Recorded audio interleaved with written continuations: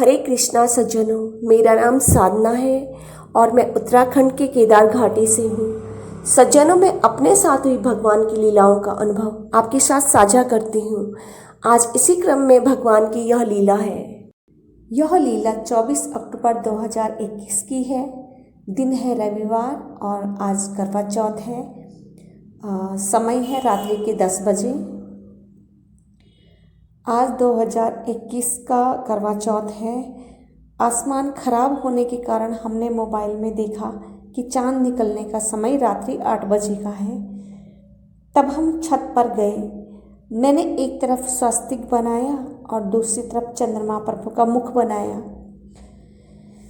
उन्होंने मुझे 31 अगस्त 2020 को सायं 4 बजे पहली बार जीवन में साक्षात दर्शन दिए थे। उस समय हम आश्रम में रहते थे। मेरे कमरे के भीतर उन्होंने दर्शन दिए थे। पहले गोल चंद्र उभरा था, फिर उस उज्जवल गोले के भीतर उनकी आंखें उभरी, फिर ओंठ उभरे, नाक नहीं थी, फिर वे मुस्कुराए। वही आकृति मैंने छत में बनाई, चावल हल्दी चीनी से। उनके होंठ पर मैंने हलवा रखा, कहा हे चंद्र प्रभु ग्रहण करो।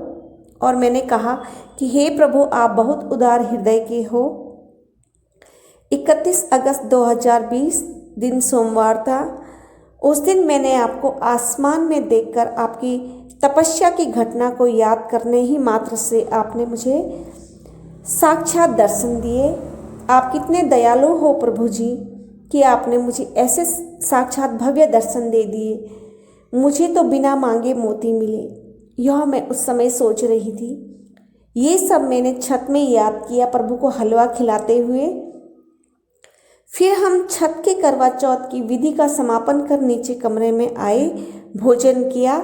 रात्रि 10 बजे से 5 मिनट पहले मैं बाहर आई।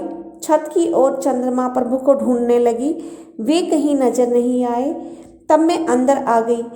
हम सोने के लिए लेटे, चादर ओढ़ रही थी कि चंद्र प्रभु मेरे कमरे में दरवाजे के ऊपर भीतर की ओर प्रकट हो गई। मेरे कमरे के अंदर दरवाजे के ठीक ऊपर आसमान बन गया। उसमें सुदूर एक चांद पीले रंग का चमकने लगा। उसके चारों ओर श्वेत रंग की आभा झलक रही थी। 1 सेकंड के पश्चात वह दृश्य अदृश्य हो गया। ऐसे हैं हमारे चंद्रेश्वर महाराज जी। जय है प्रभु आपकी।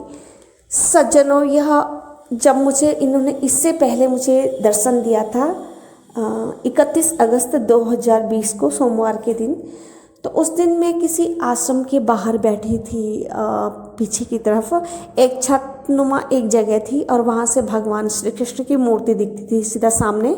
तो वहाँ पे मैं सायंकालीन माला जाप किया करती थी, जैसे 4 बजे से सायंकालीन 6 बजे तक या 7 बजे तक या 8 बजे तक, जैसे इच्छा हुई वैसे मैं वहाँ पे माला जाप किया करती थी।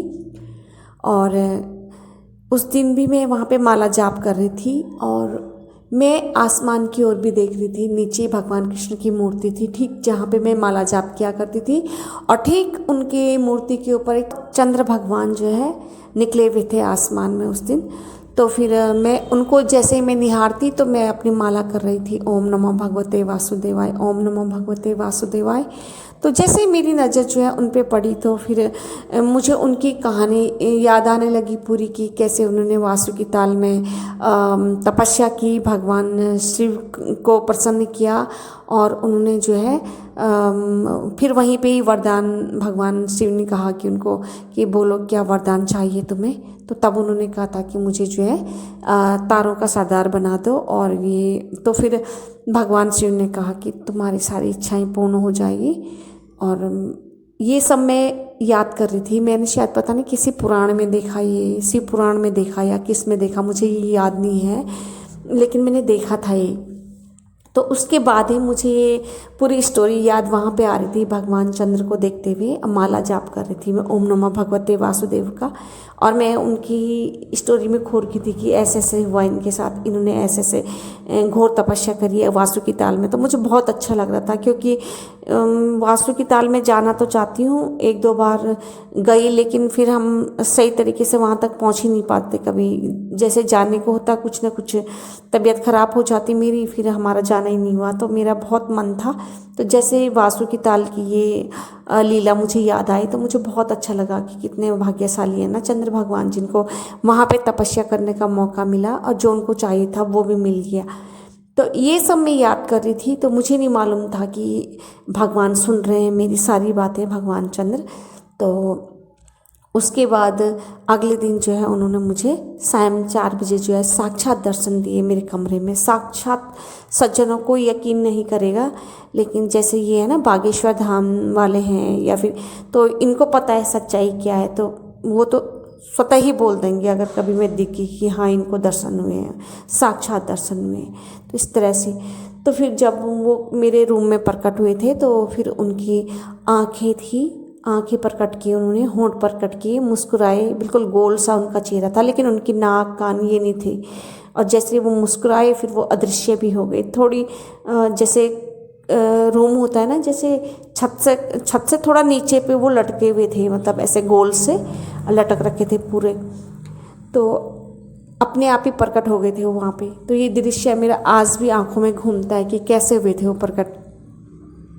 और मैंने कल्पना भी नहीं की थी कि मैं भगवान की ऐसी लीलाओं को याद करूँगी, ऐसी भगवान की लीला, और भगवान मुझे दर्शन देंगे। मतलब मैंने दूर तक भी नहीं सोचा था ऐसे कि ऐसा भी होता है। तो फिर मैं मन में ही सोच रही थी उस समय कि बिन मांगे मोती मिल गए मुझे। तो जब मैं करवा चौथ में भगवान चंद्रमा का जो मुख बना रही थी, होंठ बना रही थी उनके, अब वैसे ही बना रही थी जैसे उन्होंने मुझे दर्शन दिए, तब मुझे ये सब याद आ रहा था। लेकिन मुझे नहीं मालूम था कि फिर वो दोबारा भी साक्षात दर्शन देंगे। फिर उन्होंने दोबारा साक्षात मुझे दर्शन दिए, तो मतलब मेरी खुशी का ना ठिकाना नहीं रहा। उस दिन भी बहुत अच्छा महसूस होता है, ऐसे लगता है जैसे कि भगवान की अत्यधिक ही कृपा बरस रही है। जब इस तरह से जो है साक्षात दर्शन होते हैं सज्जनों, तो वो मतलब जब ऐसे कृपा होती है तो अनुभव होता है इन चीज़ों का। और मैं तो अभी इनकी आदी हो चुकी हूँ, क्योंकि नित्य नए दर्शन तो देते हैं जैसे भगवान कृष्ण हैं। पर मैं कहती हूँ हे ईश्वर, मेरी भक्ति जो है बड़े घटे ना कभी, और मैं इसी पथ पे रहूँ, मुझे कभी भी घमंड ना हो। क्या है इस इंसान तो माटी का पुतला है, सब कुछ यहीं छूट जाएगा, सब कुछ एक दिन। और मैं भगवान से यही प्रार्थना करती हूँ कि हे ईश्वर, मुझे कभी घमंड ना आए कि मेरे साथ भगवान ऐसी लीलाएं करते हैं। और सबको माटी को ही प्राप्त हो जाना है एक दिन, सारा शरीर ये मिट्टी हो जाएगा, सब यादें धूमिल हो जाएंगी। बस वही है कि आत्मा जाएगी जहाँ भी कर्मानुसार, चाहे मोक्ष प्राप्ति के लिए हो, चाहे 84 योनियों में जाना हो। बस यही ध्येय है कि भगवान निरंतर भक्ति के मतलब पथ पर आगे बढ़ाते रहे सज्जनों। इन्हीं शब्दों के साथ हरे कृष्णा, हरि बोल, जय श्री राधे।